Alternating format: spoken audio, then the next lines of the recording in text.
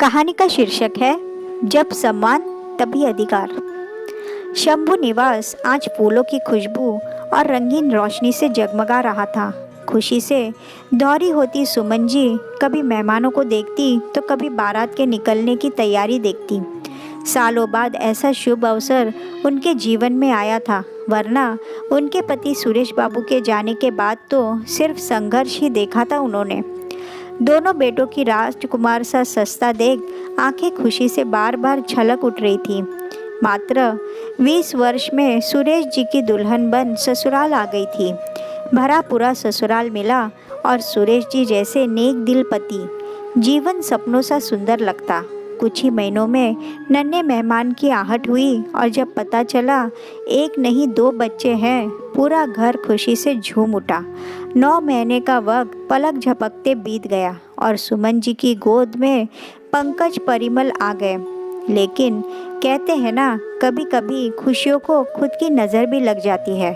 ससुर जी ने जुड़वा पोते होने की खुशी में बड़े से भोज का आयोजन किया था। सुरेश जी और दोनों देवर बरामदे में हलवाई से अपने निगरानी में काम करवा रहे थे, तभी जाने कैसे सिलेंडर फट गया। तेज आवाज़ के साथ बरामदे की छत गिर पड़ी। चारों तरफ आग और चीख पुकार। जब सब शांत हुआ, अनर्थ हो चुका था। एक साथ 4 अर्थी उठी घर से। पिता और 3 जवान बेटे आंखों के आंसू दहकते अंगारे बन चुके थे। पीछे रह गई सुमन जी की सास और सुमन जी दोनों बच्चों के साथ। सुमन जी को कुछ ही महीनों बाद सुरेश की जगह नौकरी मिल गई। बूढ़ी सास रोते रोते अंधी हो चुकी थी और कुछ समय बाद चल बसी। वही ढेरों कष्ट झेल बच्चों को बड़ा किया सुमन जी ने।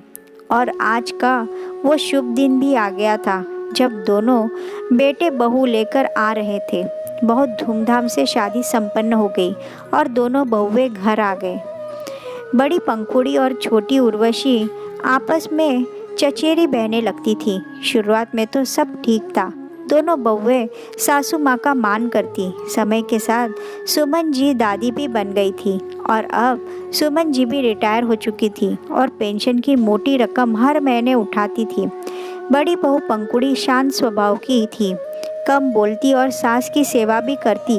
वही छोटी बहू उर्वशी बातों की धनी थी, लेकिन सास को एक गिलास पानी देने में भी उसे जोर पड़ता। दोनों बेटे अच्छी नौकरी में थे। बड़े बेटे और बहू घर के खर्चों में भी हिस्सा देते और कभी सुमन जी से भी उम्मीद ना करते कि वो कुछ खर्च करे, लेकिन उर्वशी हर कोशिश करती अपने पति के पैसे को बचाने की और सारा खर्च जेठ और सास से निकलवाने की। सुमन जी को उर्वशी की नीयत समझ तो आ रही थी, लेकिन घर की शांति के लिए चुप्पी लगाए बैठी थी। अब छोटी बहू को परखने की नीयत से सुमन जी ने अपने पैसे खर्च करने बंद कर दिए। पहले वो दूध सब्जी ले आती, दोनों बच्चों पे भी खर्च करती, साथ ही अपनी दवाई का खर्च भी निकाल लेती। अब जब वो पैसे खर्चने बंद कर दी तो उर्वशी को अपनी सासू माँ खटकने लगी। आए दिन सुमन जी दोनों बेटों को कोई दवा या कोई काम बता देती थी। उर्वशी को बहुत गुस्सा आता अपनी सासू माँ पे। जब सुमन जी पैसे खर्च करती तब उर्वशी सारा दिन माँ जी की रट लगाई रहती, लेकिन पैसे आने बंद होते ही उसने नज़रें फेरने शुरू कर दी। वही बड़ी बहू पंखुड़ी के व्यवहार में कोई अंतर नहीं आया था। जैसे वो पहले थी वैसे अब भी थी। पंखुड़ी बहू को देख सुमन जी खुश होती। एक दिन सुमन जी के मायके के रिश्तेदारों में किसी की शादी का निमंत्रण आया तो सुमन जी ने उर्वशी को बुलाकर कहा, बहू तुम और परिमल चले जाना और एक साड़ी और 1000 रुपये शगुन में दे देना। सुमन जी का इतना कहना था कि पहले से चिड़ी उर्वशी नाराज़ हो उठी। वाह माँ जी, रिश्तेदार आपके और रिश्तेदारी निभाए हम दोनों पति पत्नी, ऐसा क्यों बोल रही हो बहू? क्या वो लोग तुम दोनों के कुछ नहीं लगते? मैं तो ठीक से जानती भी नहीं उन्हें माँ जी। एक बार मिली हूँ बस, और मेरे पति के मेहनत की कमाई उन पे खर्च करूँ और फिर आपको तो पेंशन मिलती है, तो आप क्यों नहीं खर्च करती पैसे? और जेठ जी भी है, उन्हें क्यों नहीं भेजती आप किसी शादी में? माफ़ कीजिएगा, लेकिन बहुत फ़र्क करती है आप माँ जी। बस करो बहू, मैं कोई फ़र्क नहीं करती। शायद तुम्हें पता नहीं, लेकिन पंकज को भी मैं दूसरे रिश्तेदारी में इतना ही शगुन ले भेज रही हूँ। लेकिन पंखुड़ी ने तो कोई सवाल नहीं किया मुझसे।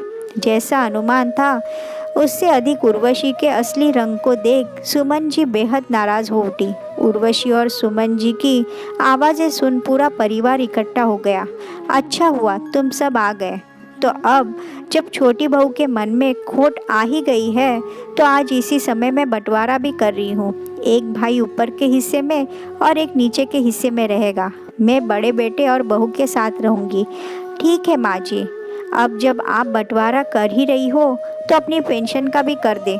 उर्वशी भी कहाँ चुप रहने वाली थी। बंटवारा इस घर का हुआ है क्योंकि इस घर पे मेरे बेटों का हक है, लेकिन मेरी पेंशन में किसी का कोई हक नहीं है। मेरे पेंशन पे सिर्फ उसी का ही अधिकार होगा जो मेरा सम्मान करेगा। और उर्वशी बहू, तुम्हारा व्यवहार देख इसकी गुंजाइश तो बिल्कुल भी नहीं कि तुम मेरा सम्मान करोगी। फिर मेरे पेंशन में कैसे अपना अधिकार जतला रही हो। मेरी पेंशन पे सिर्फ मेरा हक है और उसे मैं अपनी मर्जी से खर्च करूंगी। माँ जी, आपका फैसला बिल्कुल सही है और हमें कुछ नहीं चाहिए। इतने कष्ट आपने पूरे जीवन देखा है, अब आपको सुख देने की जिम्मेदारी हमारी है। हमेशा शांत रहने वाली पंखुड़ी की बातें सुन सुमन जी का दिल खुशी से भर उठा। आज सुमन जी ने अपना फैसला सुना दिया था और उर्वशी दंग खड़ी देखती रह गई।